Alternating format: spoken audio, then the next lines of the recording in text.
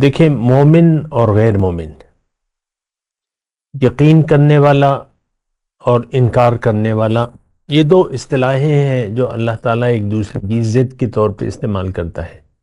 الذین آمنوا لہم جنات والذین کفروا لہو نار جہنم۔ دو مطلب قرآن کا یہ اسلوب ہے کہ جہاں مومن کا تذکرہ کرتا ہے وہاں کافروں کا بھی انجام بیان کیا جاتا ہے، جہاں جنتیوں کی بات ہوتی ہے وہاں جہنم کی بھی بات ہوتی ہے۔ اور دیکھیں، ایک بات میں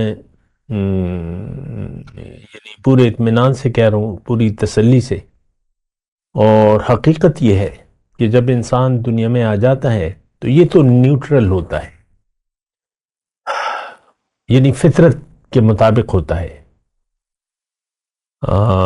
لیکن جب دنیا میں آ جاتا ہے اور ہوش و حواس سنبھال لیتا ہے اور نفس اور خواہشات نفس اور شیطان اس کے ساتھ ہوتے ہیں، اور دوسری طرف جو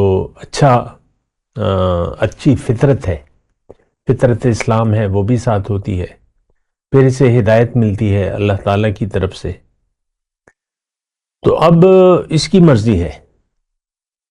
قرآن کی ایک آیت میں آپ کے سامنے پڑھ دیتا ہوں، تو میں نے جو گزشتہ باتیں کی ہیں تھوڑی سی اس میں آپ کو پتہ بھی چل جائے گا کہ هو الذی خلقکم فمنکم کافر ومنکم مومن۔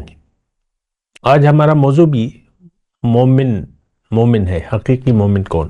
اللہ تعالیٰ نے قرآن میں فرمایا کہ هو الذی خلقکم، اللہ تعالیٰ نے تمہیں پیدا کیا ہے، اب تم میں سے بعض مومن ہیں اور بعض کافر ہیں۔